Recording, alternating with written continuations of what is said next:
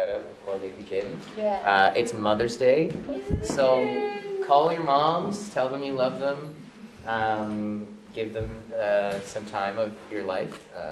We also want to give a special shout out to the mothers on our channel, and Diane, and we have some beautiful peachy flowers.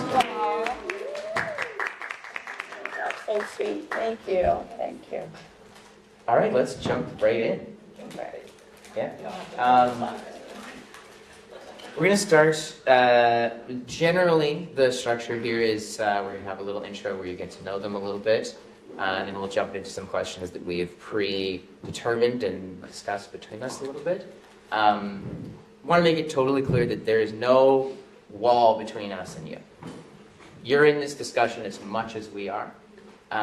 There will be time built into each topic where you can raise your hand and ask a question. And we'll sort of go with the flow and see where the conversation takes us. We have some things we're going to get through, but at a certain point in time, we're going to open it up just for you guys to ask questions. So now is your warning ahead of time that we're going to be like, now do you have questions? And it would be lovely to hear more than crickets. But if not, we have lots more to get through that we can use as backups. So yeah, treat it as, we're all just hanging out. And there's happens to be a camera. Cool. Yes, could you introduce yourself? And let's talk about who you are outside of Hustle. So we all know a little bit, perhaps, about who you are in Hustle. But tell us about who you are, where you're from, your family, whatever you would like to tell us about yourself. We started. Taylor. I'm Taylor. Yay. I am outside of Hustle. I'm a sports massage therapist and a kinesiologist. I also dance other styles, mainly whacking, and I do shows here and there also. And I am. That's it. Yeah. Great. Okay. Awesome. Hello, I'm Lauren. Outside Hustle, I'm a guidance counselor, teacher, currently working towards becoming a therapist. I'm a mom. And that's it. Long, short, and sweet. Both of you love it. Dan. Hi, I'm Diane. I grew up in a dancing family with my mother and father who danced. So dancing has been my whole life, but I love to do so many other things, and I tell all of you people to please. I love the movies. I love ice skating. I love being with people. I like meeting new people. I like to talk. I like to shop. Awesome. And I'm from Brooklyn, New York.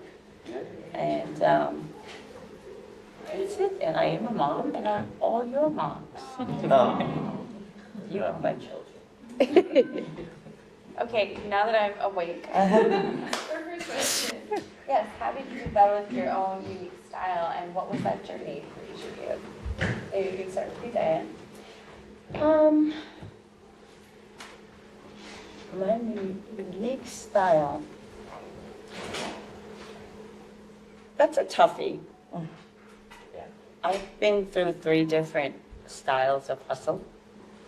I don't know if you know that there's been 3 different actual foot positions and extensions and non-extensions and rounding and road hustle and American hustle. So taking all those hustles and then incorporating it into this hustle, the music is what made my style unique. And it's not even just one style, and I love all your genres, and I love taking bits and pieces of different movements in my dancing. So my style is smooth, and then housey, and popping, and I think that's what makes me different to dance with, because you never know what you're going to get. And that's how I feel. That's me. Lovely. Let's bounce over to Taylor. Mix it up. How did you develop your personal style? What was your journey? Right. So I started whacking first before I became a hustle dancer. They were very close together, but I think I was a whacker first, and so I learned how to listen to music as a whacker or a street dancer. And whackers danced a lot of disco music. Sure. And it's a lot about self-expression and expressing yourself and reacting to the music that you hear. So I think that's where I brought it into hustle.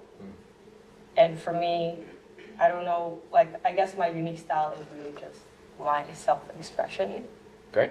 to the music. I love the music that we dance to in hustle, R&B, house, disco, all of it. And yeah, I don't know how to explain style, because for me, style is very personal. Yeah. And style is like, it's just how you are being in the music. Sure. So that's what I would say for there. But I think in the beginning, I thought a lot about like my arms or my hands. What am I doing with this? Because This part. No, this part, just this okay. part. Because I'm a whacker. Whackers do a lot of arm stuff. But then the more we went to New York to practice, and the more we danced with the OGs, I'm realizing also and this is also in my personal journey in whacking, is that a lot of your style and movement also comes from the center. And also watching Diane dance in videos, there's a lot of footwork as a follow. And so that inspired me to also develop kind of more my lower body. And so now I really try to dance with my whole body and express myself in the music in that way. Like using the whole tool. Yeah, Yeah. yeah. Don't forget stuff. Cool. Yeah. So, Can I say something? yeah, for sure. I didn't realize that whacking came from the disco music. Yeah. Well, kind. You It's whacked a to little a lot of bit the before. disco music? Yes, we do now. Oh, that's a We new- still. Yeah. Okay, that's new information for me. That's wonderful. That's Cool. it. See, I learned something. Awesome. And how did you develop personal style? I would say I learned pretty much in the 90s, late 90s, watching my sister and watching the OGs, watching Diane as this little girl, kind of in the corner, just admiring. So I think a lot of my style comes from them, I would say, that classic, smoothness, simple, but yet so captivating. Yeah. So I would say that now I'm kind of trying to encompass other things, but I think my foundation is classic. I would describe it as that. So it sounds like you had so many good examples around you, Yes. and you found yourself sort of emulating them. Was there ever a point where you felt like I'm beyond emulation now? Where you felt like, oh, I do it this my way? I think so. I think initially it was like, I just want to learn how to dance. Or like, I just want to learn and 1, 2, 3, like, just the steps. Yeah.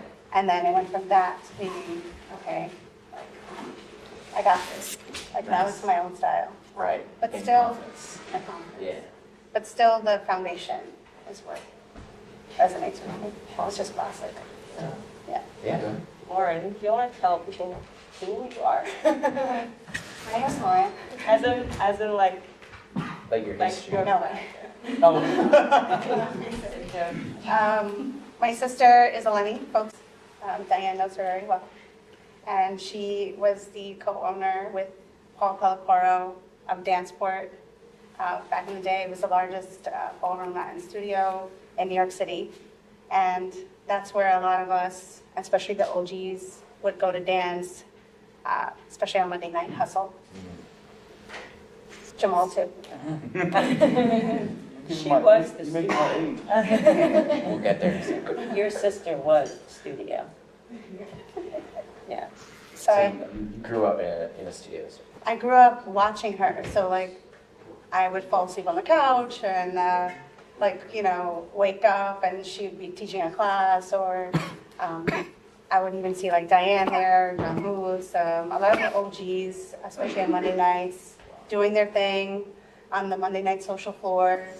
And I would just like go in and occasionally, you know, one of the OGs would pull me to the dance floor and they would show me a few things. And that's how I developed my love for hustle. Cool. Did you actually ever take classes when you were there, or you was just watching?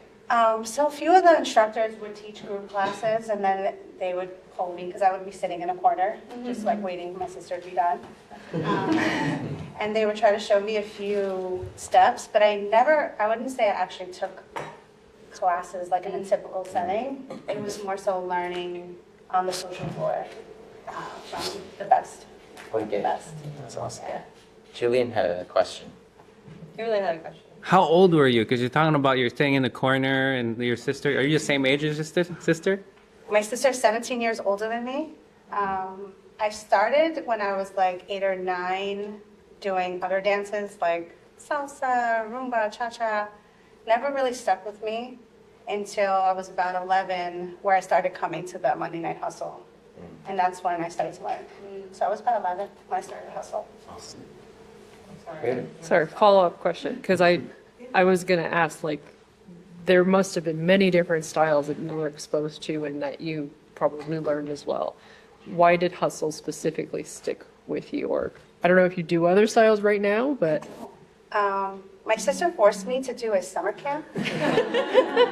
So, in that summer camp, it was like ballet, salsa, rumba, cha-cha, and I don't know, it just didn't stick with me. I didn't really care for it too much.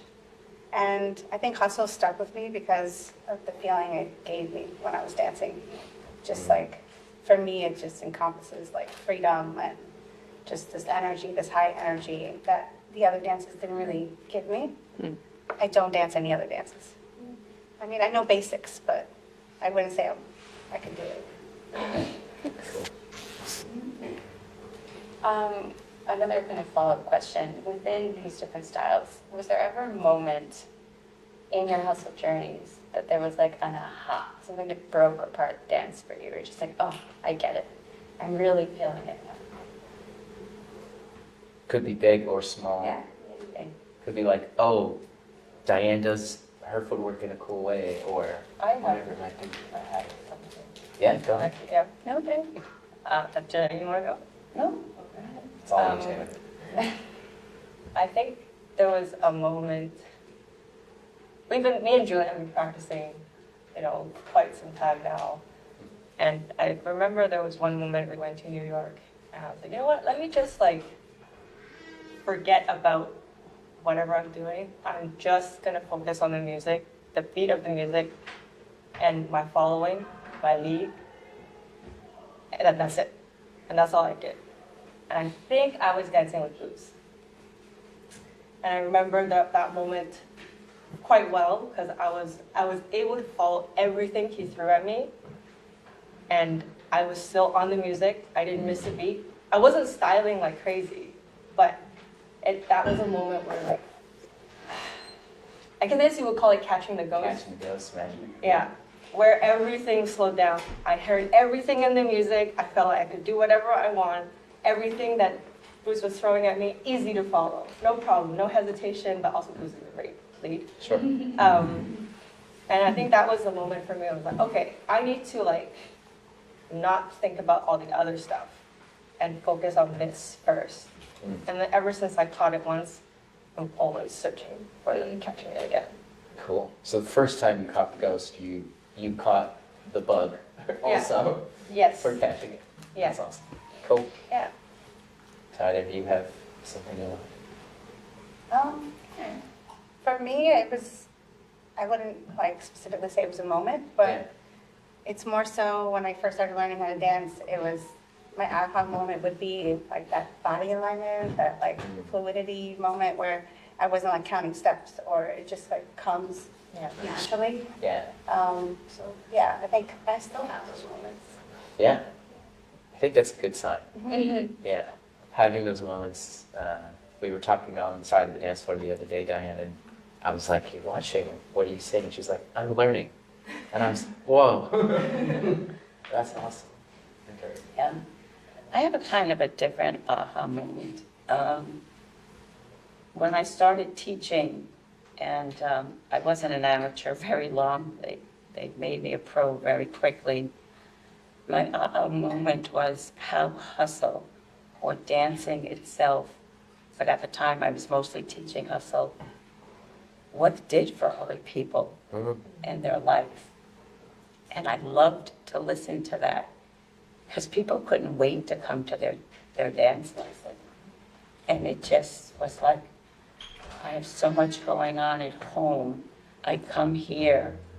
I just get to be with different people and enjoy the music and the time and the dancing.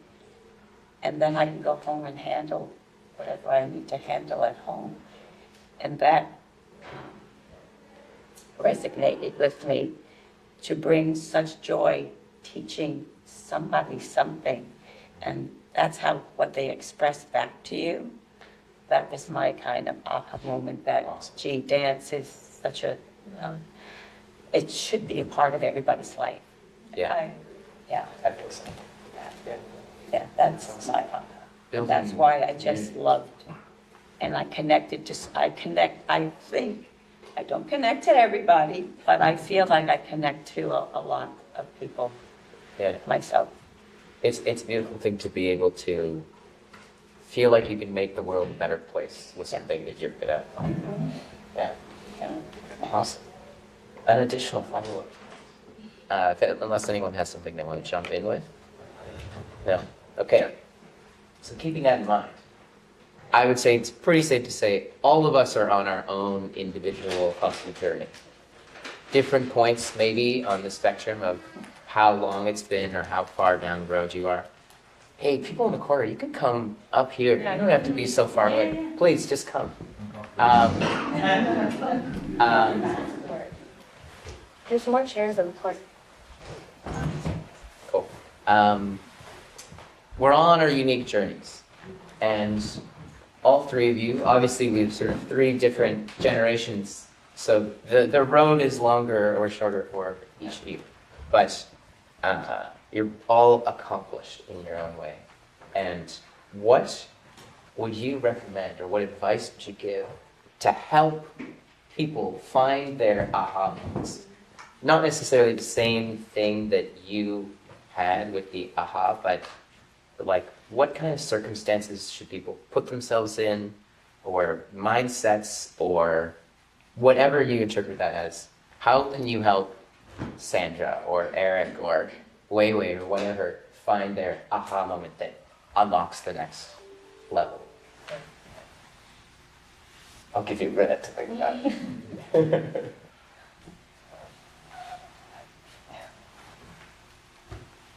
Diane? Finding words sometimes is very difficult for me. Take your time. Don't be so hard on yourselves. Dancing is like walking down the street and you all know how to walk. Take it in, enjoy it. Don't, and I tell my students, take the hammer that you're hitting yourself over the head with and put it back in the toolbox. You all can do this. We all have a different place that we want to get in hustle. I used to compete. I'm not a competitor. I'm more of a social floor dancer. Find out what you want, and you can all get there. Don't get sucked into drama. And I say, keep your eyes and ears open and your mouth. Go out and enjoy yourself. Have fun. Don't worry so much, and I'm saying this and I mean it, about your footwork. Yes, your timing, worry about that. But you can learn by just being free and accepting it into you and just run with it. Don't say, I'm not doing it right, because the more you do it, you will feel more comfortable.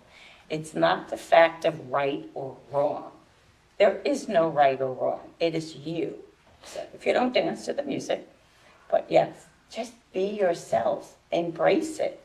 Have fun, because then if you don't have fun with it, you're stopping yourself from furthering your dance. 100%. Okay? That's Awesome. Thank you. And if you have something top of mind. Also, if there's any question that you're like, we're good, they answered it. You don't all have to speak. We have so many things to talk about. Yeah, I like what you said. So, I love that. It was a good thing. Quite. Also, I'm getting a note from the producer that we should increase our volume slightly. Sorry. Okay, wait, how am I gonna phrase it? I guess I'm probably in the same age range of most people here. So am I. Or in the generation. Sure. In terms of hustle environment. Yes. And I think in our day and age with social media, granted, Julie and I use social media, but I don't like it personally. And I think a lot of times when I'm watching the dance floor, I feel like people want the video and then they don't make themselves present in their space. My, I guess, advice would be to focus more on how you feel in the dancing instead of how it looks. And don't dance for the gram. Don't do it for granted. Yeah, dance for yourself. Go out there and have fun. And then the other thing is to have patience in what you're doing. I feel like maybe this is a tumbling effect because of social media and how things are like fast, always fast and convenient, also in our lifestyles now. That learning a skill or like working on mastering something takes time. It's not going to just come like this, even if you have talent. Yeah. And it takes practice. And so it's to have the patience in your own journey and your own progress, and give yourself the space to do that. I feel like Diane said, it's like we're hammering ourselves to try to get somewhere so fast, but like it's like you're getting there. You just gotta keep going Patience. and have the patience. Yeah, Yeah. that's what I would say. Awesome. Great. Thanks, Al. it took Johnny Boots a couple of years to learn how to really dance. Yeah. So even if you think John just came out dancing, no, not even me. Things take time, and you have to go up one step at a time up that step ladder. You just can't jump to the top. Right. Because you know what happens when you go jump on the ladder, you fall down. And you have to start back up again. And I think it's so great that you have so many outlets.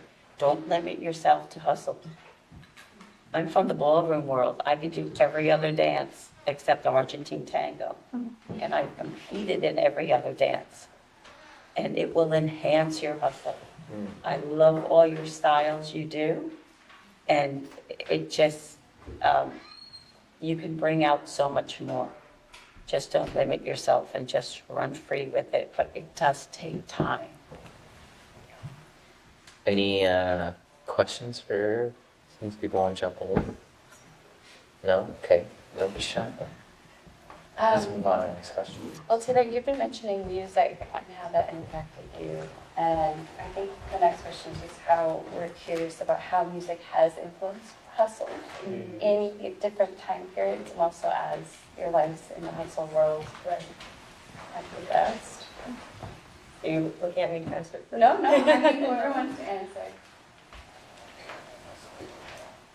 Does everybody know when I started dancing? Nope. I was dancing in the 70s. Yes, I could probably be your actual mother. Or older, your grandmother sometimes. Music back then, does anybody understand what beats per minute is? How fast the song is? Yep. We used to dance to 130 beats per minute. Let's go. France, Jolie, Come to Me, all those fast songs. You remember them? She's like, oh yeah. Super. Well, she was 8, but she wasn't born yet. But still, it took a while for the music BPMs to go down. Tibble, you remember? And some routines at 1.9. Yeah. So we used to dance back then so fast. So music has changed the quickness of it, and hustle has elongated now. It's gotten much more elongated, and you can do some rounded patterns. I love the music of then, but anytime I play a 130 song, I always have to slow it down because just can't do it anymore, especially to a lot of the patterns of today. It just doesn't feel natural. So the music, I love things like that. yes, and the range, I think the range now is still, actually, we've gone down to like, It was 114. I think that's the highest. well, what's the slowest you've ever played? 93. Yeah, so you can go from a 93 to a 116, let's say, between now. So just think, 116 to 130, that's what we used to dance to. And we used to be on the floor all night. It's called hustle for a reason. Yeah. So yes, music played a big part, and it actually is why we dance. Can I ask you a question? Or how do you, like, what was the patterns? Or like, what, like, How was how the do you dance get different? the 130 BPM? Because we've tried dancing on 130 BPM. And it's super easy. You don't extend as much, you do. The follower still was always the worker. Yeah, you're my worker bees. And it was a little bit more rounded. That's why you used to see, sorry, my hand is really bad. As you see, it's so swollen. The hands used to come out a little bit, but now they go in and out. You get the extension. And there was more closer patterns. Tibble, do you want to say something? Hey, wouldn't you go so far? Like, turn around as soon as you get to your partner. Yeah. And the momentum would still give you a stretch, but just look back in and go a lot lighter. So the leader's hands would not extend as far, and it would be more rounder, but the leader couldn't really move as much either. Leader wouldn't move as much. Yeah.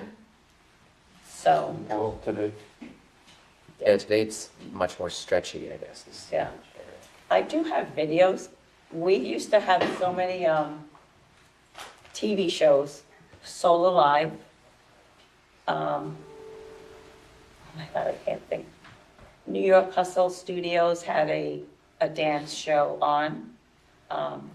And Soul Alive, they used to have little mini contests in there.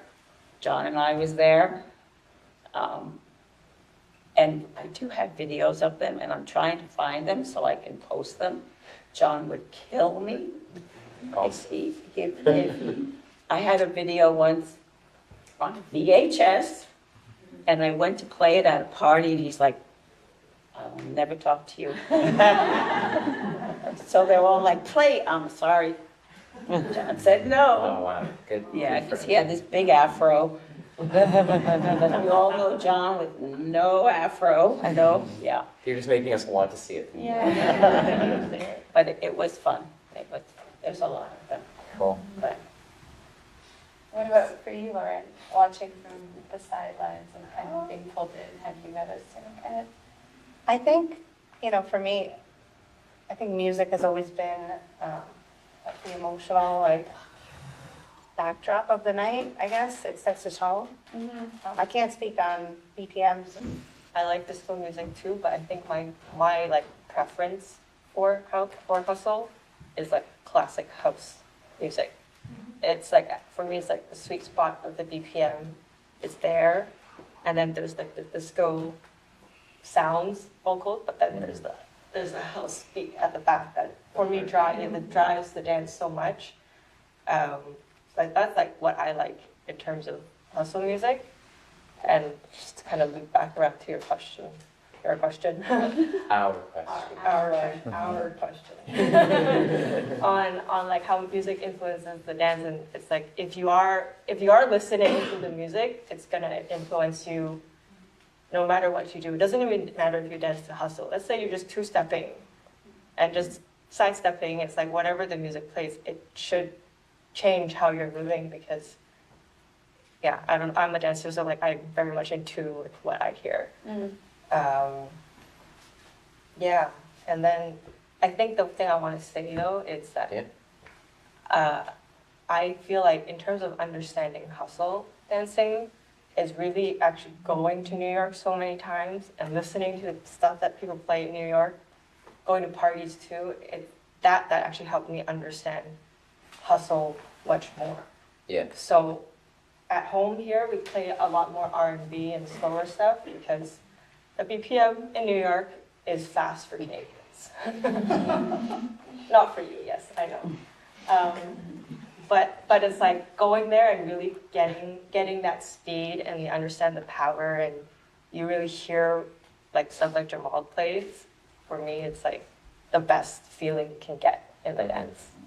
Yeah. I think that kind of ties nicely into something I want to follow up, which is that we've touched on it a little bit, but just to directly face the question, is there a certain genre of music that is forever tied to hustle to you?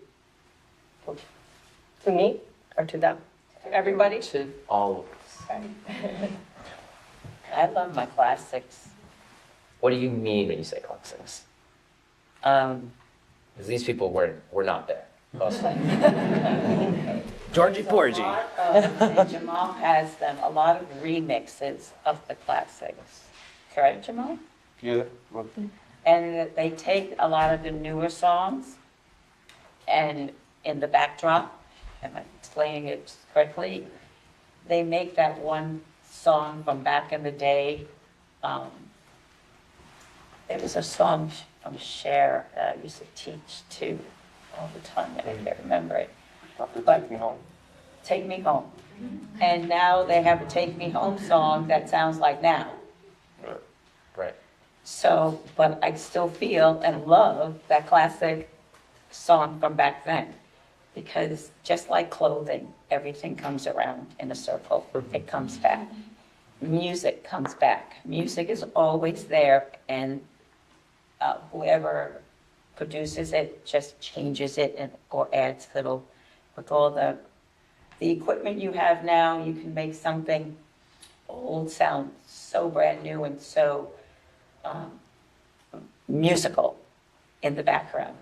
And it's not what all those instruments in there you want to dance to. You want to dance to the main beat and hustle in that song, but listen to everything else that you can move and isolate different parts of your body with to enhance and make it have some more creativity in your dance. Do you want to say something? No. As a DJ, what do you feel when you... I resonate with a lot of what you've said. I like to trick people into liking disco and house. Yeah, that's why you hear a lot of remixes, and then I go straight on like vanilla house, vanilla disco. So it's like easing people into liking either or. Yeah, and then I've learned a lot from just traveling and like with Jamal as well, different preferences from Vancouver, New York, Toronto, Montreal. Like everyone has a different style that I was trying to encompass that. So everyone feels a little seen and feel comfy, and then also experience everyone else's preference of music. And I know I loved your music too. I just like when I go to a place like when we go to Starlight, you have to, the DJs have learned so much. At the beginning, there's a lot of beginners. You play the slower stuff because the beginners are there. Because they don't stay long. You know, and then you see, and I love the way you guys read the floor. You have to read the floor. You just can't play for yourself. There's plenty of DJs who have their own thing, but you have to look at the floor and say, okay, I have different ages there. How can I make everybody happy? And I can't just play all classics and I can't play all house. I have to mix it up. And those songs that you have a classic that is remixed to now, best songs ever.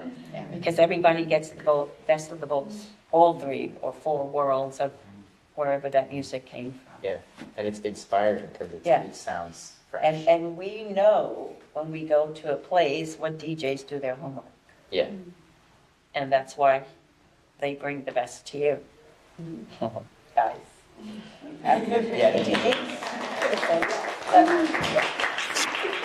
Because I don't know how many people were sitting down last night or the night before.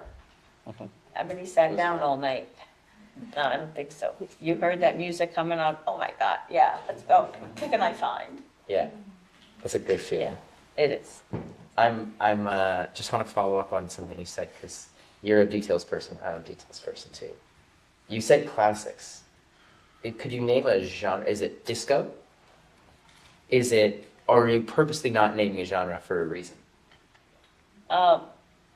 Disco to me, that's what it was called back then. Yeah. Disco to me is more freestyle.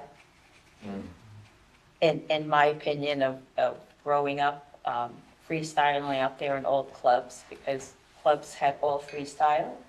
And when we went out dancing, Jamal, I don't remember when you came out to hustle. 2002. Okay. I'm from the 70s in Brooklyn, where you had a dance place 7 nights a week. And I'm not saying one dance place on one day. You could go to 7 different places on one day. Starlight, Ipanema, Roseland. Were they all good? They were great. Okay. Bonds, Limelight. And we all used to say, hey, we're all, sorry, we didn't text back then. You either had to call them up or you had a beeper or stuff like that, and say, we're all going to this place. And the whole club was freestyle, and then we had a little corner of hustle, and we would make a circle, and we would all, you were just brought into that circle. Awesome. And one couple would dance at a time. One couple would dance at a time. interesting. And like I would be dancing and I'd see Lauren there or something and I'd say, okay, pick her up and drop her off. Lauren when she's 8 at the clubs.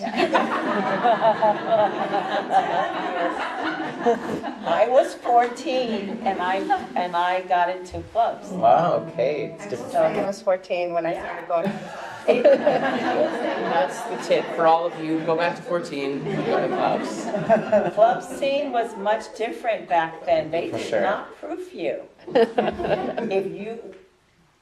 We didn't dress like this, sorry guys. We got dressed.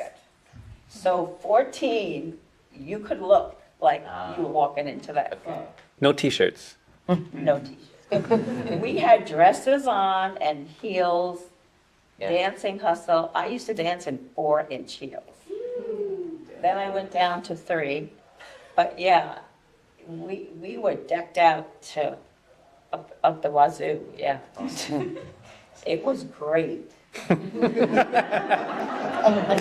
It sounds. It's nice to see guys dressed nice. Not that, no, but yeah. We went out That's a different kind of and we stood in heels on line in the snow. Oh, Just Montreal. Yeah. just to go out dancing. And all our clubs opened up at 9 or 10 until 4 o'clock in the morning. Awesome. Then we went to an after hours from 4 to 6:30. With my bag of clothes for work, got on the train, went to work, in the bathroom, changed my clothes, and worked for the day. When did you sleep? Not much, but we didn't care. Was this only on weekends? Is this No, like this is during the day. What do we call New York? Yeah. City that never The city that never sleeps. We have so many places, it's unbelievable. And believe it or not, in the circles, they used to say, go in, Diane. I'm like, no, not me. So you get used to it. And that was another aha moment saying Sure. that, gee, all right. Girls are like, don't pick me. I'm like, don't pick me either. And people used to shove you into circle just to get you in there because it is, I understand nervousness. I've been there. I wasn't like this my whole life. You know, even Lauren, it's It's an honor to be in the circle. and it's I just have a question. I'm trying to paint the picture of the circle and the club. So are you saying that when you went to the club, there was a corner and it was like a circle? And we used to start dancing, and just a couple of us would be dancing, and then all of a sudden, everybody would gather around us. And the circle would get bigger and bigger, and the freestyle people would come over and go, you know, what's over there? And they're like, can I try that? It was very hard to get them in, because it was mostly just hustle people going in. Sure. And the best of the best were in that circle. But then we pick up other people to say, hey, you can do this too. And it was fun. It was fun. Yeah, it was a blast. Just want to throw it over to Lauren in case you have anything to add. I We think, even had circle at your sister's. yeah, Yeah. I think the circle started off small and it got bigger and bigger. And I think something that resides with me is when told me this, he's like, I'm like, oh, there's not enough space. Like, you know, I can't flare my arms or anything. He's like, no, you make the space. Take the space. And We used to take space then, but don't take space now. You don't want to hurt anybody. but it would just get bigger and bigger. Yeah. People would just back out of the way for you. It was like dance etiquette. Yeah, there's like a social code. in a way. Absolutely. Has that changed from then to now? Absolutely. Yes.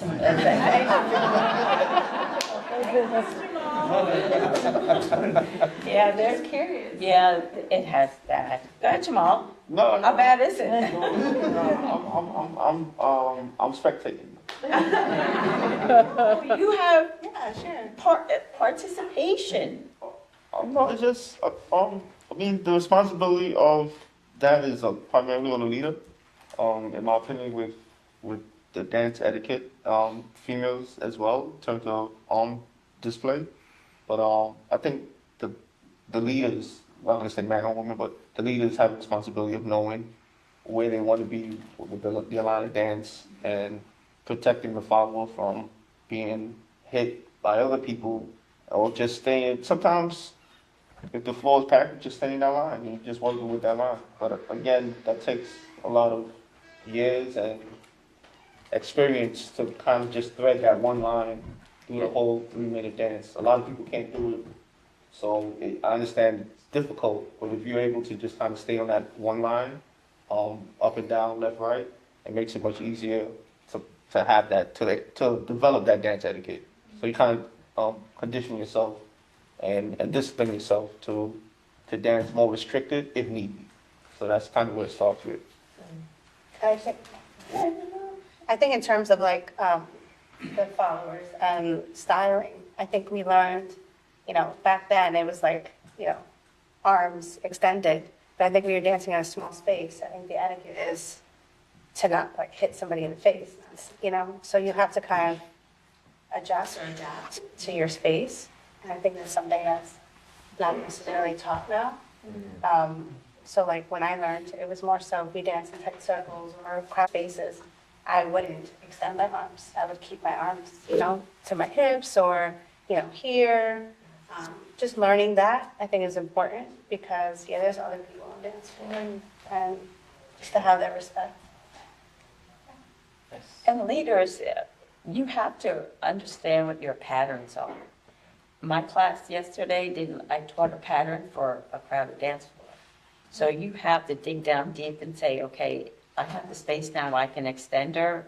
It's getting crowded. Let me just pull out my patterns that I can extend her a little bit and not give her so much extension, but then do your shadow turns and do inner patterns. And if you're going to do a right angle, don't let it go out so far. So you have to use your floor craft and understand what you're doing, making your angles, making your alignments to everything around you. Plenty of times, and I've danced with many of you as a follower, and I know women usually see a lot more than men. And if you're sending me out and I see somebody there, I'm like, okay, I'm not going there. Or the leader will be going somewhere to send me out, and I would just like tap my hand on his shoulder and I'll go, thanks, I didn't see them. You know, so you kind of help each other, and everybody has to pay attention. It's like driving the car. You have to, if you're stuck in traffic, you can't press on the gas. You have to slow down. So keeping that in mind, and the point that was said earlier about be free on the dance floor, is there a way to be where you can be free, but you can still pay attention to your surroundings? Absolutely. Absolutely. Should it come at the expense of, or not? Expense of hitting someone? Yeah. So somebody will dance and will almost close their eyes and not really look anywhere. And essentially something's going to happen. But at the end, we'll be like, but I felt so great and I was free. And then maybe that can be like, oh, this can happen, but it needs to be surrounded in that space of code of conduct / dance etiquette. Trust comes with that. A lot of that comes with trust. I have a slightly different perspective from it. Maybe I feel like when I grew up, the club scene. I'm gonna back up. How old are you? I grew up in Hong Kong, so clubbing in Hong Kong is very different than here, for sure. But since I've been here and been to parties, I feel like if you step into a club space, in general, it's almost like when you're dancing, the unit is the club. So everybody in that organism or that unit should be working together and being aware of the space. You're driven by the vibe of the space and the music. So I feel like it's like, this is my perspective. Like obviously people aren't gonna always go to the club with this mindset. But it's like you're participating in this space, so everybody needs to be aware of each other. Even if you're freestyling, not doing hustle, it's like, I feel like you go to clubs to connect with other people, whether you're speaking or not. It's like a physical connection, and so it's just being mindful of that. Yeah, and there will be moments where you're gonna maybe be in the center of a circle dancing, or you're just in your space. But I just feel like you participate in the space as a whole rather than as an individual. But you're still your individual. Does that make sense? Yeah, you're all in it together. Yeah. Yeah. Yeah. So, if anyone has, I was surprised when I judged my first battle. It was in Vancouver, San and Victor. I'm like, they're gonna dance in that little space? That was shocking to me, and they did it. So yeah, you can take any dance and make sure you have your own little space. Because I was like, okay, there's only a little square out there, and everybody's crowding in, and I'm sitting on the couch, and I'm like, they're right in front of me. But it worked. It worked. And last night, if you're here, it doesn't matter. I got stepped on really, really bad yesterday. I said, let me go to the back of the room. It looks a little more clearer back there. And the leader just pushed this, extended the follower out, and I felt so bad for the follower because she was like, oh my God. And when she saw it was me, I'm like, doesn't care if it's me or not, but oh my God, I'm so sorry. I said, it's okay, it wasn't your fault, it wasn't your fault.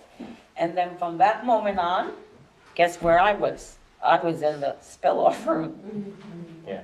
Because it was so crowded.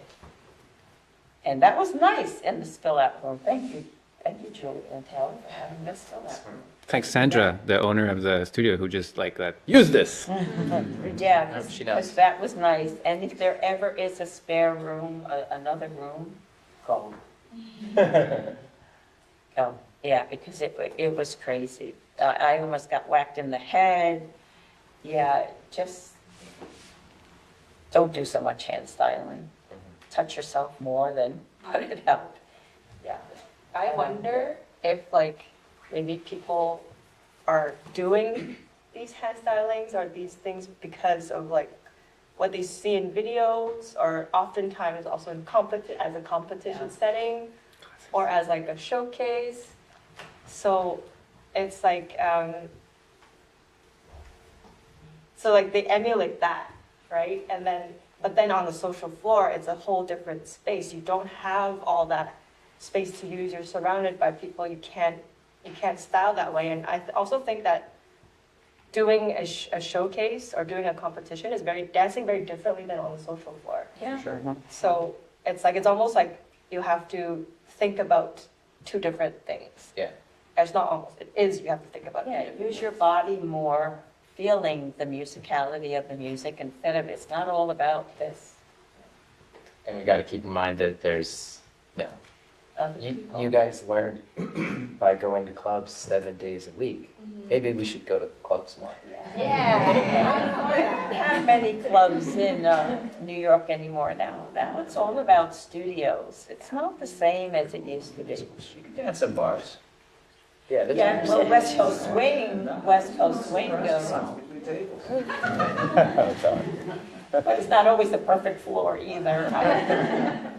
Just a very small question. Yeah. It's not a question. Okay. It's just and that then we have to move on. just wanted to note that I remember going around and noticing like, oh, there's hustle, there's new style hustle, there's Latin hustle, there's New York style hustle, and then people are all like, we all get bombarded by these names, and I can't remember who it was. It might have been Billy Farr, but he mentioned there's two styles, and Boots too, and he said there's only really two styles of hustle. There's social style, and there's competition style.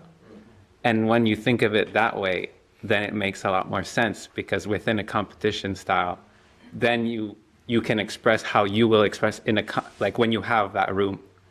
But you have to be able to turn your style into the social style. What is your social style, and what is your like showcase style? Like a code switch. Yeah. Yeah, and I thought that was You also have to go by the floor and the space that you're in. You have to adapt to your surroundings like anything in life. And when you're on a crowded dance floor, you have to adapt and realize that everybody's out there to have fun and not end up in the ER. Because people have ended up in the ER. She says with a very injured wrist.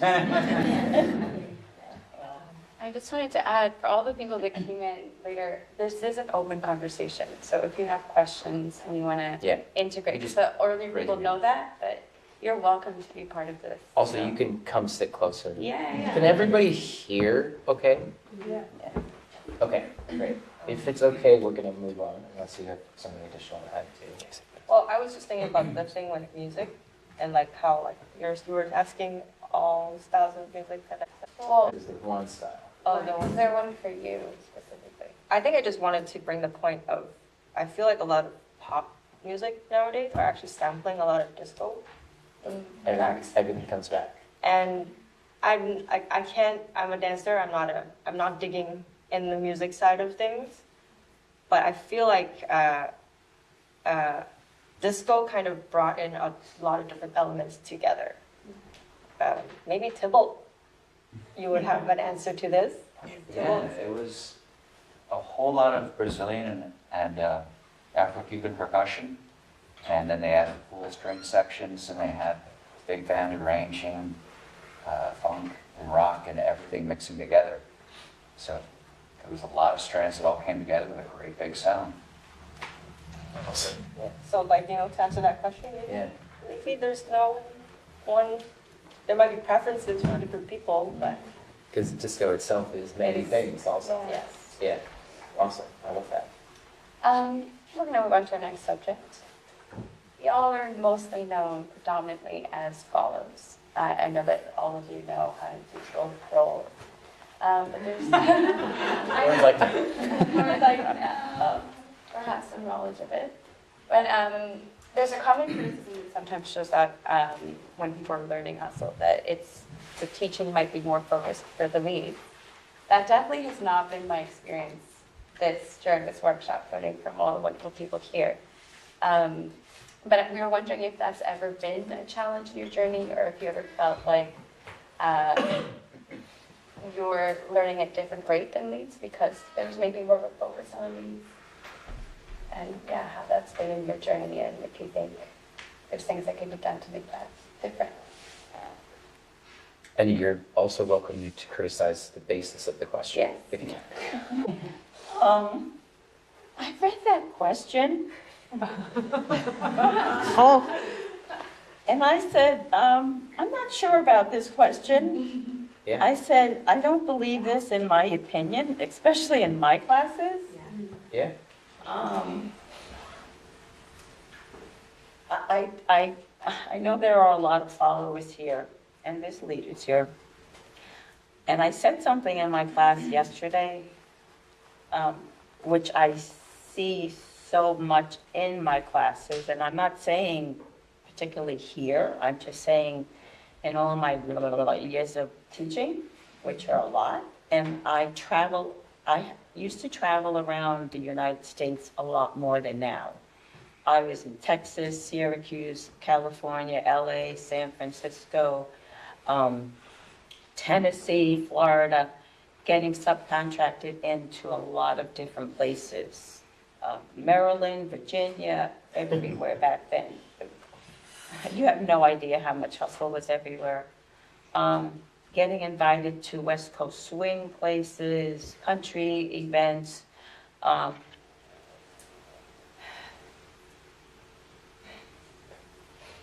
I find followers don't want or don't listen in the class as much as the leaders do. I'm sorry to say that, but when I am trying to say something to the followers, most of the time they're talking. And sometimes I always say, if I ask a question, look at me, because I give the answer while I'm asking the question. And I'll ask a question to somebody and they're like, I don't know. And I'm like, hello? Like, two. Or which foot? And I'm sticking my foot out. The followers, you don't like to count in class. I'm not saying here, but I say in class, followers, please. The leaders have so much to think about and learn. They have to learn the lead. They have to learn the footwork. They have to pay attention to themselves and you. You need to pay attention to yourself and the leader. And so many times I get, but if I have a good leader, I can dance. I'm like, no, you can't, honey, I'm sorry. Please don't say that. You need to understand your part. And plus, you're in a workshop. We're here as a partnership to help each other to feed off, and that's why we rotate. And I beg people who don't want to rotate with their wife or partner to rotate, because you will pick up more than when you stay with somebody else that doesn't know anything. And the reason why I beg you to count out loud, which some of you have learned from my class, when you count your feet. Well, listen. I've had instances in class where I'm like, count with us, and they're counting here, but it's not matching. And the whole thing is, have you ever heard me say, you can't count, and 1, 2, 3, and 4. They're like, don't look at me, I don't know what I'm talking about. There are people here, if you don't make that sound, that strong sound, deep voice in military land, they get mad, because that's why the troops can stay together, because they're going, hup, 2, 3, 4, left, right, left, right.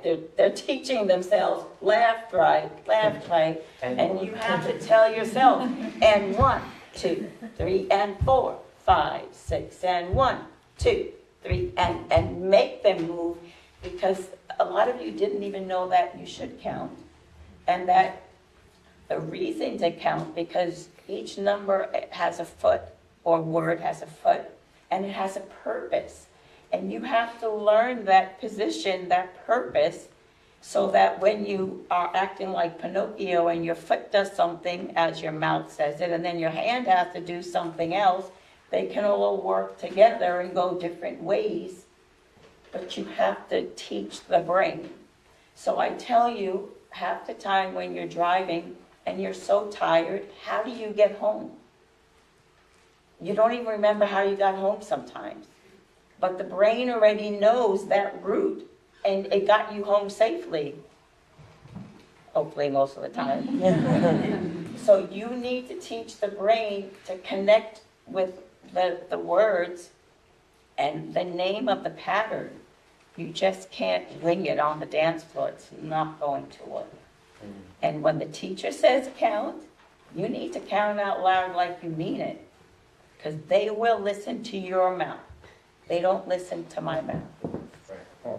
So it's less that the followers need more attention, that they should pay. They need to do, and if I say, take a picture, hold that, do the footwork, stay there, don't move, and I look in class, you guys turned already, even before the leader led you. So you need to sit back, because even in West Coast Swing, if I am correct, Tybalt, because I do West Coast Swing too, you're a hair of a second after. You don't go before he leads you. Okay, the connection gets lost because the follower is gone, and the follower thinks, I'm going to be late. Be late. I'd rather you be late than fast. Okay. Nice. This question hit a little differently for me.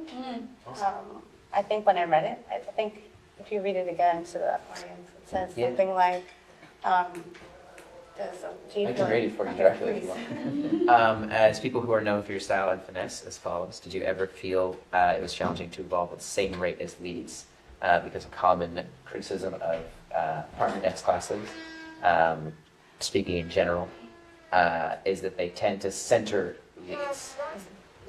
I think coming from like a non-typical classroom dancer, the way I resonate with that question is all of my leads were way more advanced than me. Sure. Like they were pros, they were instructors, they were very well known in the community. Yeah. So I was always behind in terms of knowledge. So for me, it was always me looking up to them and not so much progressing on the same level, but just progressing. Right. And, I think in terms of what Diane was saying,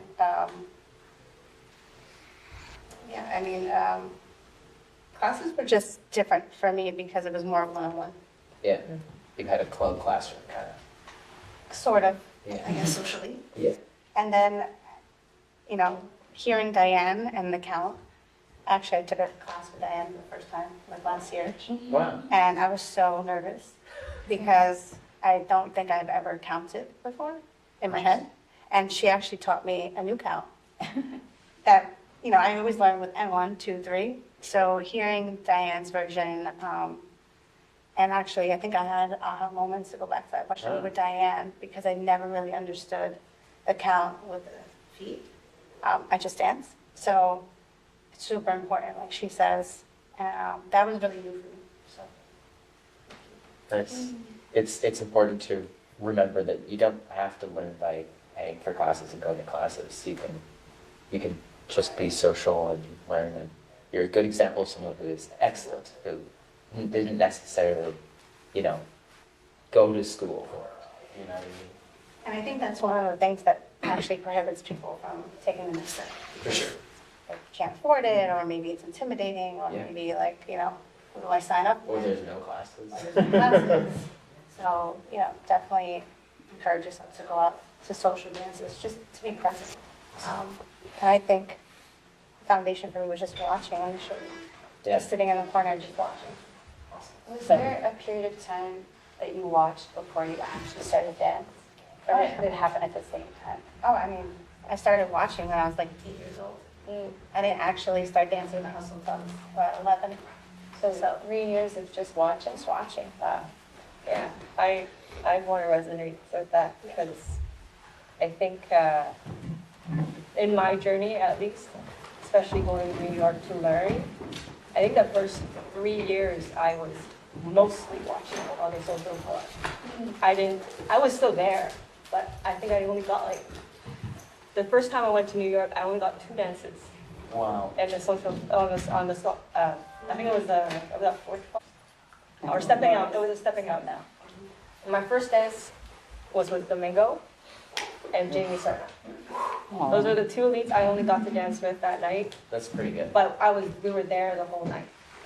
Community, it was our very first time in a New York social setting. So you watched a lot. Yeah, and it took like another 2 years of watching a lot before I really got to start dancing with more people. Yeah. And there's so much to learn just by just observing people dance. That, yeah, I think that's really important to be able to do that as well. Yeah. Yeah, people don't realize just sitting and watching, you can learn something. Yeah. Yeah, if you, and I love to be asked questions all the time. I love questions. But when you understand and if you know there's a count and you're watching, or you learn something from a workshop, sit and watch and see if you see that on the floor. You should be able to recognize it, and then you can notice that, hey, I did learn something because I noticed it. Right. Do you want to directly answer the question? Yes. You mentioned to me before you wanted to stop. Yes. So the thing about having, I guess, the criticism that leads are more the classes are more focused on leads, I think. I don't know if that's what everybody feels. I agree with what Diane said, that followers aren't paying attention oftentimes. But there are people that are actively teaching classes that are not lead focused. Yes, for sure. So, and like you said, that's not their experience here. So, yeah, I don't know where that comment came from. Okay. Yeah. I think my thing is more like that when you're learning, there's follow and then there's lead. I think it's more like the linguistic thing where people is like, I'm following. I'm just a follow, so I turn my brain off. Right. You can I relax. just lead me. Just guide me, But it's like, I think when you get into a point of your learning curve as a follow, you'll realize that if I don't turn on, if I don't actually like engage myself in my role, in my dance, your dance is gonna flatline. You're not gonna get better. And that really clicked actually in the last few years for me training with Juliet. Because I was like, babe, I gotta feel something. And it's like when the beats feel you like actually engage in the dance, they also get more excited in the dance, and that's how you get a better dance and partnership. So I think there was that. An aha moment, you might say. Sure, yeah. And then the other thing was, maybe this is more like a societal thing, where I feel like there's a lot of leads that teach, and I feel like followers who are maybe in, how should I say this? I'm just finding my words, give me a sec. All good. Okay, wait. I feel like there's a lot of leads who teach, and there are a lot of leads who like to teach follows how to follow. And then there are followers who are very good at what they do that might not be in a teaching position or are in a teaching position that don't really get the same type of respect. I'll give you an example. Let's go. In the sense, Drop some names. This was the spice. So Justin and I are teaching classes for this weekend. And I think we both had somebody ask us, is this going to be a followers only class? Are you only going to be giving stuff for followers? But we both do both roles. Very well. We're females, and our classes are going to have things for the leads because we follow and we know what the leads need to make us feel better in the dance.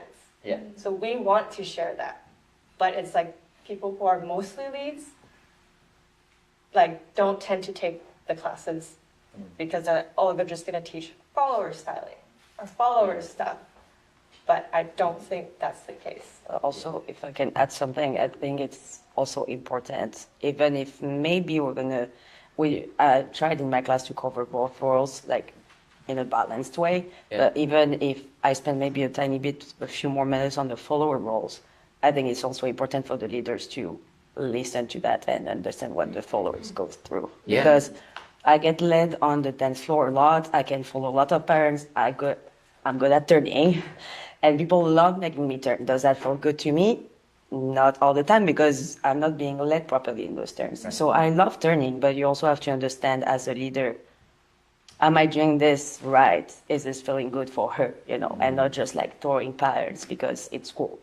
So I think it's also important for the leaders to start like listening to what the followers feel and understand that, well, this dance is not about you. Fortunately, it's about like making your followers feel good. It's about both of us connecting, but it's about like presenting the follower, and you don't want to just think about yourself and throw these patterns and not, oh, well, this is whatever. It's a class for followers. I don't need to hear that. Yeah. You need to hear it. You need to hear the other person's perspective, and it's also valid in the opposite direction. Followers also need to understand what they have to go through, but Yeah. I think leaders need to start being more aware of their follows in general. Turns out that empathy is really useful. Yeah. And I want Yes. to add, Sorry, do you have something? Yeah, I loved your turning class and the focus that you paid to both followers and leads. I want to add, I think it's also a matter of safety. Like, it's Yeah. doing turns correctly. Yes. And my shoulder hurts. Like, I've been a dancer since I was 3. I've been trained in ballet. I do crazy contemporary floor work on the floor. Never had any problem with my shoulder until hustle happened. And yeah, unfortunately, it's sad to say, but now my right shoulder, I have problems with my right shoulder because sometimes I'm being led in these turns in like crazy ways. And then when I hear leaders like, oh, it's a turning class, it's not for me.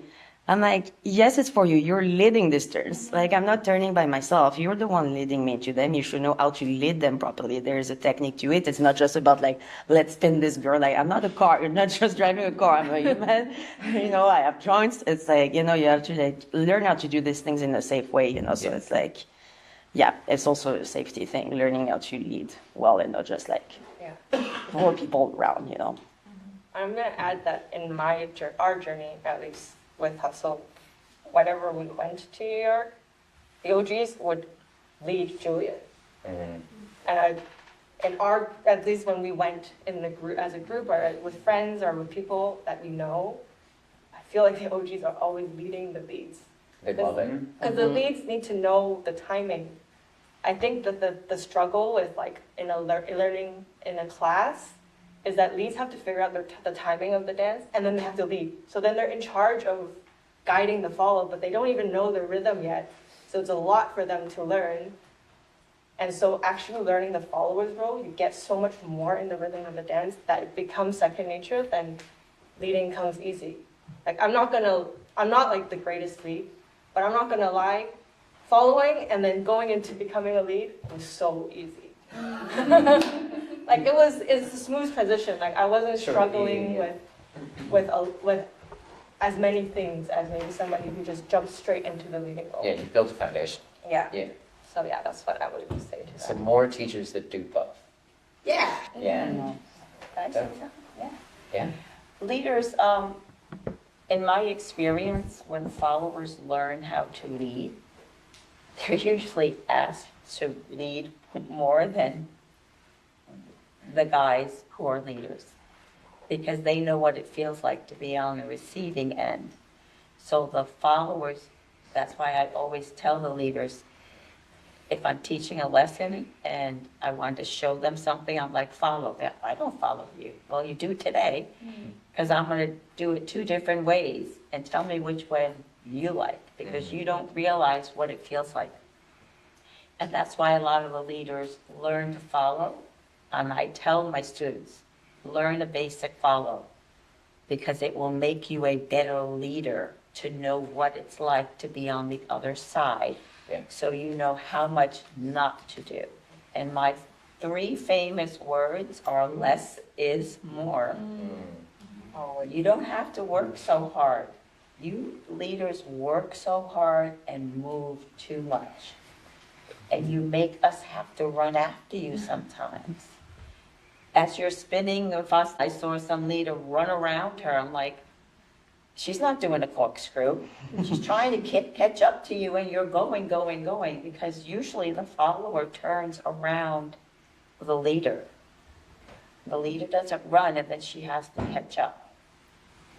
So take it and play with a little crossbody lead out the door and see what it feels like when your arm keeps on getting pulled.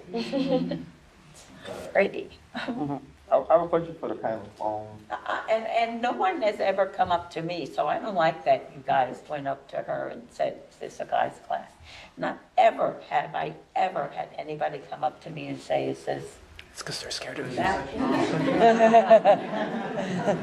Also the picture. That's shocking me. Yeah. I have a question for the panel. What is it when you guys are sitting down amongst yourselves or in a social that makes you say like, okay, what do you identify as a good lead? Like when you're just watching the leaders dance for the panel, like what is it? Just give me like 3.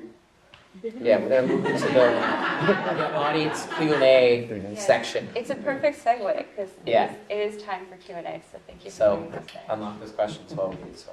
What are 3 things? Yeah, well, I don't want to draw it out. So, but like 3 things that make you identify your leader as, okay, this is someone that I would like to. Number 1, you're paying attention to your followers. Okay. Number 2, you're not manipulating me and throwing me around. You don't think I know how to dance and you think you have to help me. And just having a nice, simple dance and not giving me 20 of your best patterns when you can't even do 5 of them right. Well, so if you see a leader over patternizing, then that's a.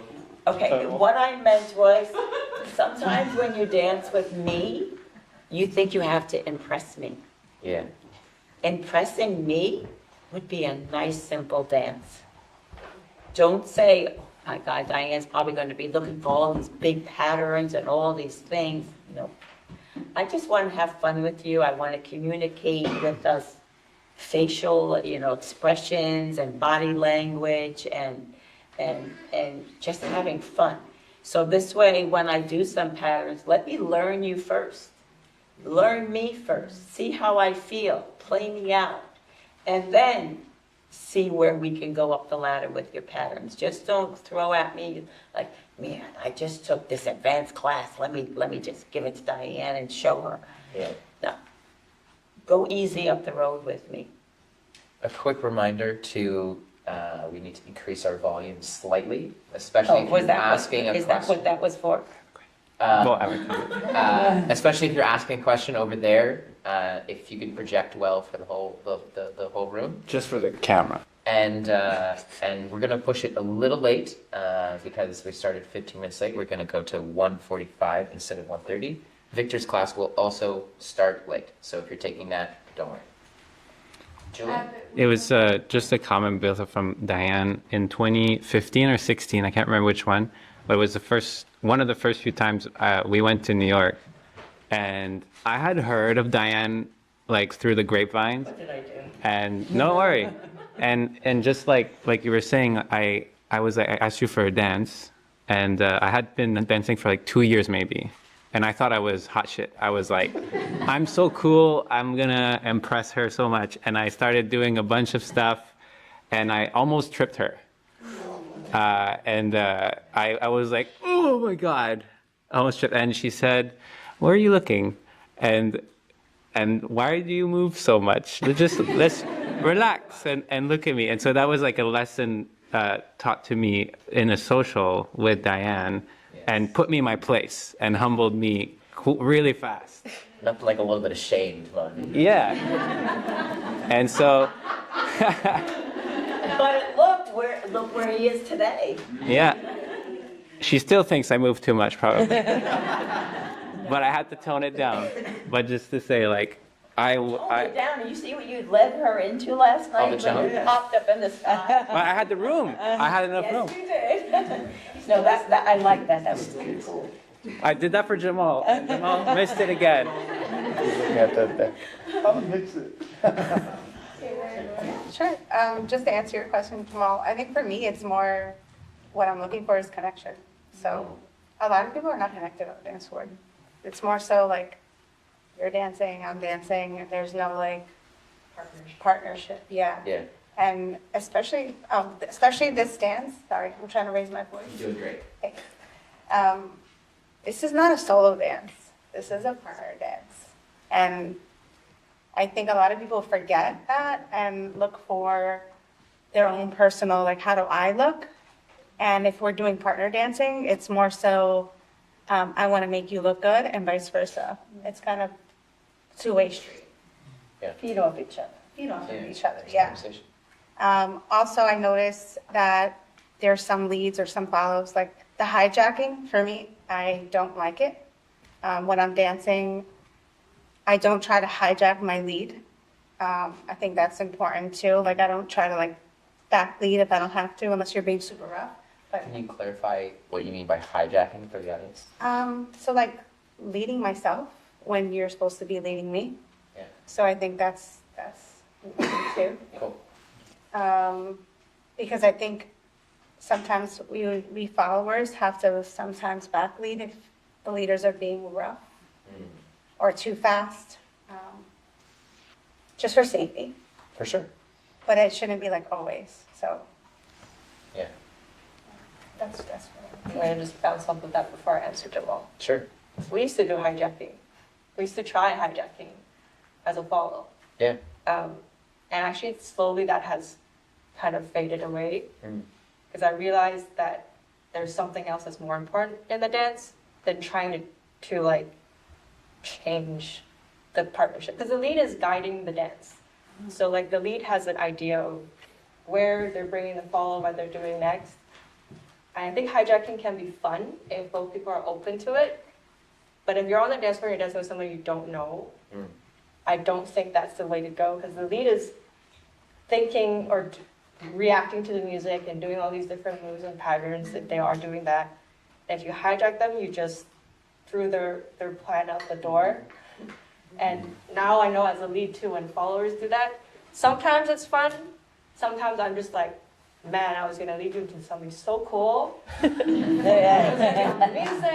and it's gone now. So yeah, so that's how actually kind of.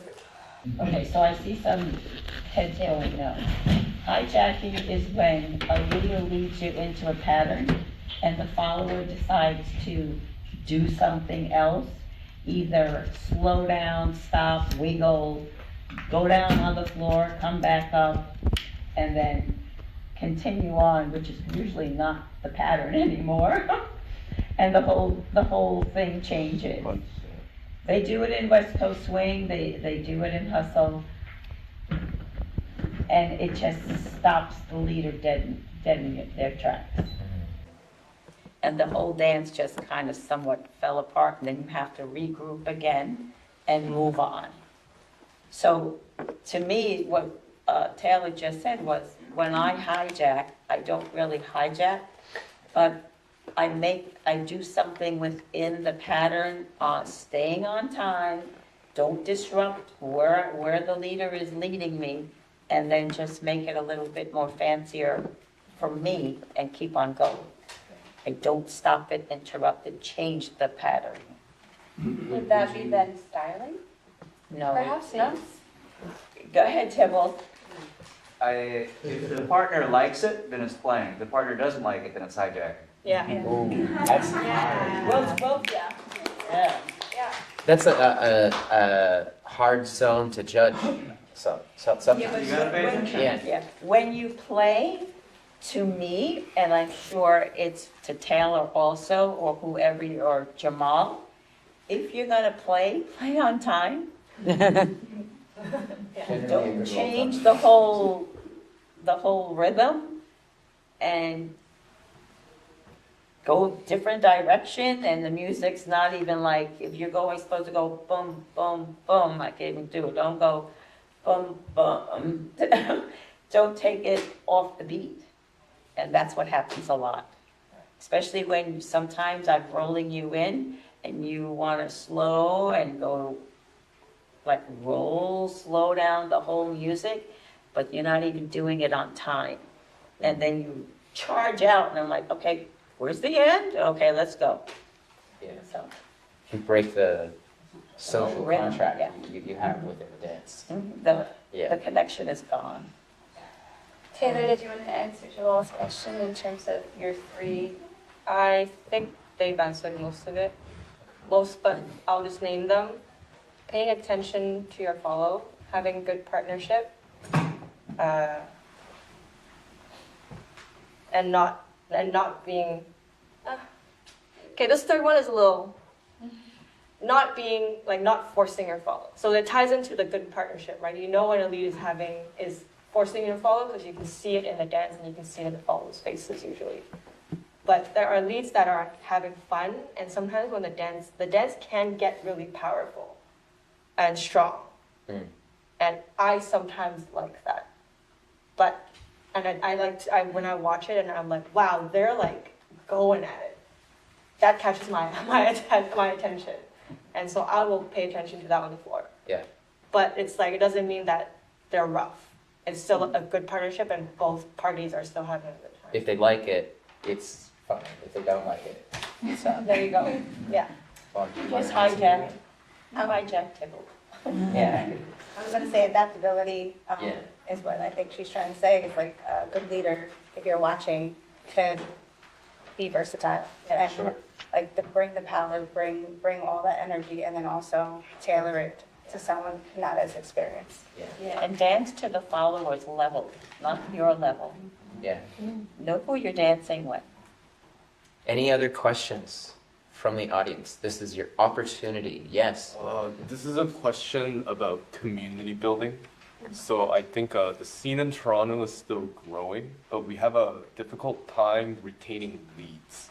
Retaining Like, leads. yeah, a lot of like the follows, like the beginner dancers, when they come and then the follows stick around usually, but then the leads, they kind of like disappear after like a couple weeks.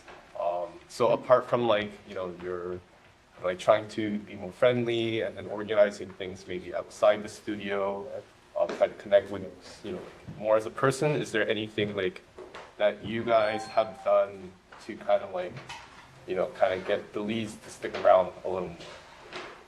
Did everyone hear the question? Do you have an answer? I have a question to that. We'll come back. It's like, There's workshops going on where the leaders learn. Yeah, the leaders learn as well, just as much as the. Okay, and is there a social dance that they can go to? Can we Yes, have phones off, by the way? If your phone is buzzing, please turn it off silent. yes, there's social aspects that leaders can go and practice. Do they get to dance with people? I don't know, I'm not really paying attention, I'm dancing. But they have every opportunity to dance. And like, Well, Yeah. I don't know what every opportunity is, because usually we find that followers sit a lot more. And followers are looking for people to come and ask them to dance. So I have to say, followers, this is 2025, you need to get up and you need to go ask somebody to dance. And I don't know if enough people are dancing with them. we definitely have way more follows. They're trying to retain leads. Yeah, They don't have any yeah. leads. can I ask a question? Yes. So when people come in the community and the class, do they come in with a tag that says, I'm a follow or I'm a lead. No. Because I know what you mean, and I think that we've had communities where it's like, oh yeah, we have more follows than leads, and leads don't stick around. But this is your opportunity to challenge people who are the follows, and they're not supposed to be just follows, and they can take that other role and learn this other role. And this is essentially, I take a lot of pride in the classes that we've given, where a lot of people know both roles, and now it's like having the correct ratio is like never an issue. And it takes time, I think, for people to get over that hump of like challenge yourself to learn both roles. But as we've heard the panel say, if you know both roles, you are a better dancer. And it's like, that's what I mean by people should not be coming in and be like, I'm just a follow or I'm just a lead. And they don't have a tag that like says that's who they are, because that doesn't define them as a hustle dancer. Are they a hustle dancer or not? So that's kind of what I wanted to like reframe it as. Yeah. So Okay, but I'd still like to know why they're not staying. Does anybody talk to them? Do you, It's a fair point. communication? Yeah, if I may add, because this is a community building question, so this is like, to make it kind of neat, and not a hustle question. This is about community building, and so hustle is the conduit. So generally what we have found in our experience is, if people are not staying, because like, they're not able to relate to the leadership in place. Follows are again sticking out because they want to dance. Leaders are like, generally men who are just there to meet women or socialize, and that's kind of, I think, the reality of it. But also, like, when I started, I didn't want to do hustle, but because I saw the people in leadership who were actually like personable but like fresh, and also like bring something that like I can relate to, made me want to stay. I think having out the gate expectations of having to do both roles is a bit of a demand on someone who's just trying to be curious. And in order to nurture that curiosity, you gotta be like mad relatable, just in our experience. So we're saying, That was good, Victor. gathering feedback from people who are leaving about what their thoughts were. We have, yes, we have trying maybe both roles, and also, making your community a welcoming space. Did any of the panelists want to add anything else on that before we jump into the second column? Now, is there like a community, is somebody in charge of that? Because they need to be more welcoming and talk to them and make them feel comfortable to stay and see what they can help them with too, unless they are there to pick up. I think we have a core group of like people who get charged when it comes to organizing sessions or welcoming new people, but we don't really have like designated roles. Like because we all have like our own capacity, so we don't want to like push roles when some people might not. But we do have like a core group of people where like if needs be, then we step up. But I don't think we have like one person who's supposed to do this, one person who's supposed to do this. Still young. Yeah. Yeah. Okay. Was there a comment over here? Yeah, well, I used to live in Toronto, and I kind of tried to find a hustle community, but I don't know, like, it wasn't that easy. Like, I know you guys do stuff, but I don't know if there's like, if definitely like events are regular there over here. So, I mean, I wanted to go, but then, like, I hear, oh, yeah, like, what happened this weekend, but it's like way out, and I don't know when. So, like, I'm a lead, like, I don't really mind any of the other stuff, like, I'll go just because of hustle, because I like hustles, but yeah, I don't know, like, it's in Toronto. Well, Toronto's kind of difficult because, Toronto's.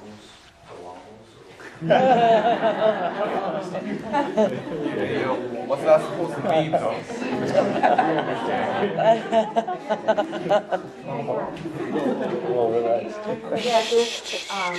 It's Sarah. I want to pick up what Sab just said, because I think that's one of the most important things that like leads what I find is we're trying to bring new people into the community in New York. I do see that same problem. I watch at Hustle Club every single week, or every other week. We have a beginner class. And I love bringing new people in who are not from any dance background, but trying something new for the first time. I watch every single time. Brand new people come into that class, and the followers, like, I think as a follower, you start to get rewarded very quickly. And as a lead, there's a much longer uphill, and so you can walk out and feel good about yourself and feel like you've had a good time. So I do think that is a real challenge, and I watch newbies come in every single week, and the followers come back, and the leaders get very overwhelmed in the class, and they leave the social early, and they don't come back.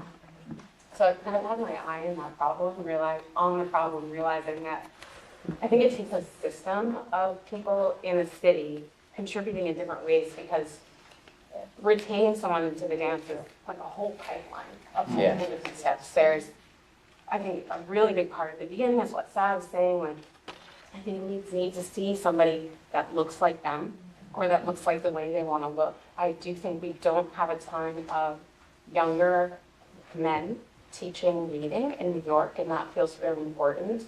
I think that's why Jeff has had tremendous success. I think that's why New Style has had tremendous success in New York, because of what the leads frankly look like and how they style. And I know we all kind of want to say, like, oh, well, it shouldn't be like that. But at the beginning, people are not committed to a dance form yet. They're looking for something different. And I think seeing people like them is important. And then another thing, after seeing the leads walk out, not return in New York, we're experimenting with a very slow intro class, like an incredibly slow. I just started doing one with Yeung, like for fading beginners, but people who don't even feel comfortable touching someone yet. And it's 2 hours long, because I think the goal is to just have leads come to one class and leave feeling good about themselves. And that's like the first step. And then maybe there'll be something else to pick them up next. But I think they need a different approach, and I think a lot of these people are not. I think dancers who are trained dancers and come from a dance background think about creating dance classes from a dancer's brain, from someone who's always been in dance classes. And new people are not dancers. I've asked men why they don't want to dance, and they're like, I've never gone to a dance studio. That's not for me. It's like there's a steel gate. So I think it's also a responsibility of us. Like, we're dancers, we're comfortable going into a dance class, but how can we think about offering something to our market who is not, they are not dancers, I don't think like that. So how can we build something that breaks the structure to feel like it's more for them? So we're running out of time. I know there's lots of points here. We only have like 7 minutes left.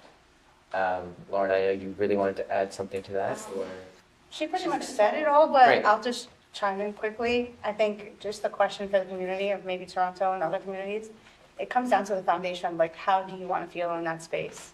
And I think if that feeling is like, I want to feel welcomed, I want to feel respected, I want to feel safe. And I think if you have those core values in terms of like feeling in the space, I think that'll make people want to stay more. So maybe just getting in touch with people from that community and just asking them, like, how would you want to feel in this space, and how do we get you to feel there, to feel that.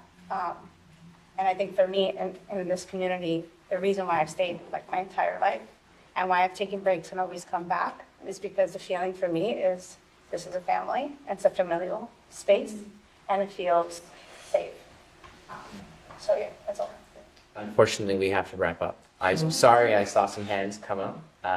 We can go like maybe 2-3 more minutes. 2-3 more minutes.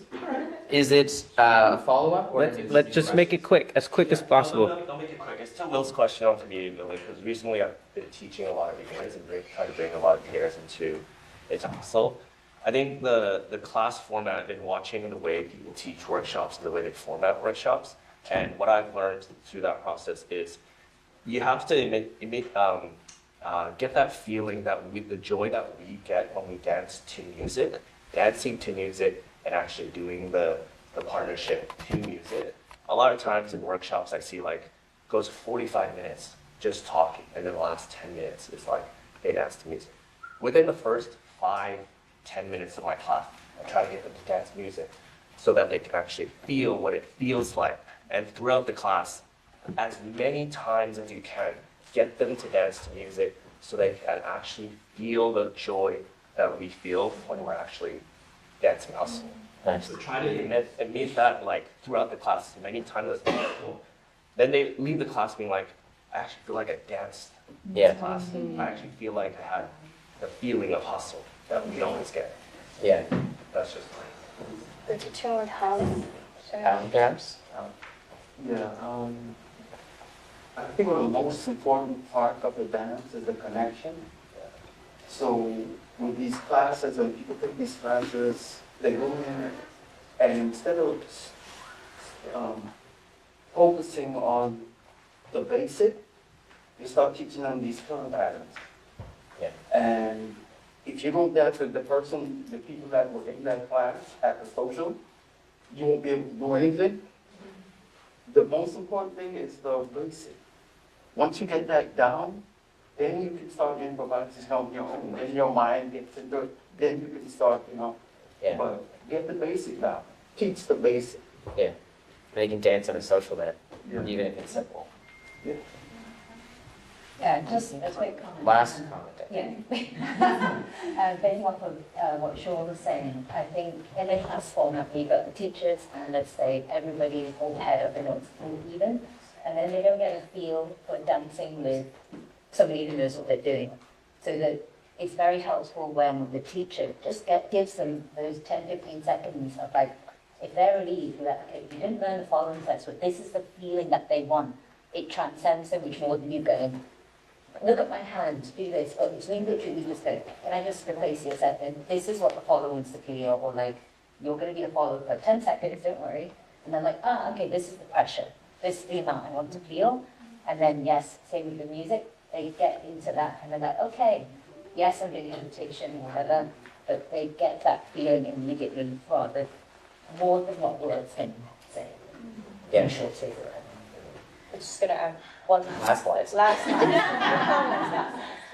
I think something that we try to do a lot is to, no matter who comes in, no matter what level, we try to dance with everybody. Whether it's in a class or a social, because we both do both roles. I think getting the beginners to actually get to do the dance with the teachers or with anybody who's leading that is very important so that they can, one, get the feeling of it, but two, actually like feel like they're doing the dance even if like, this is their first class.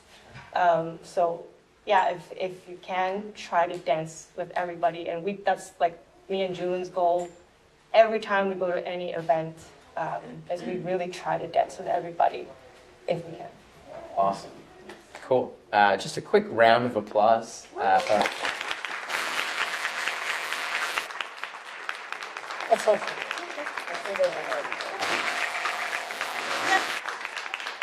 want to thank all of you for coming and remind you that, you can discuss these things, you can talk to each other, you can ask questions about what's important to you anytime. You don't have to wait for a panel. These type of discussions need to happen in order for us to improve and learn from each other. There's so many people here with great experience and people who are just starting out and need to know those things. And, we're all one big family. Use it. Yeah. Jonny. So I want to thank Arlen. I want to thank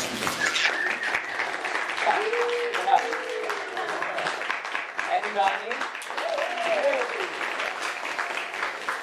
Our moderators, I think they did a great job. Thank you guys so much. They prepped for this. They sent a document to these folks, and they were like, "All right, let's do this." And they had a bit of back and forth. It was amazing. Yeah. Second. Yes, it felt very important to me to give these women time to share their experiences, and I hope you all enjoyed that. Do you think a panel like this should go longer? Yes. Yeah. No. We will. We will. We don't know if Hustle Poutine is going to happen again. We're going to send out surveys.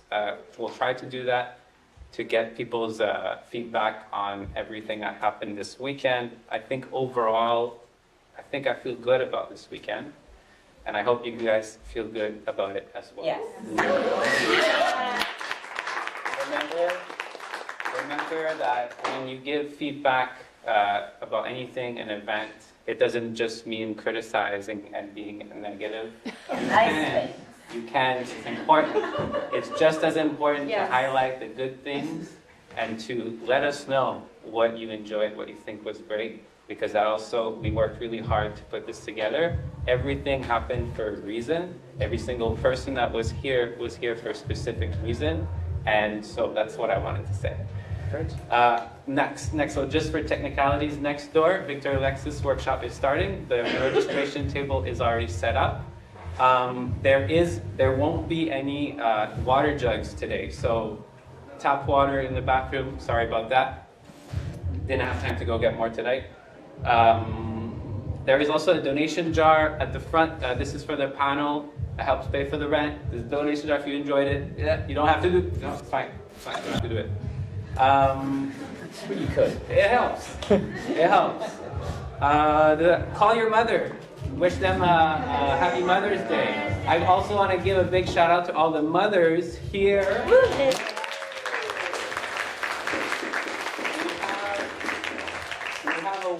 With Taylor after. Victor is going to happen back to back. It's in the same room.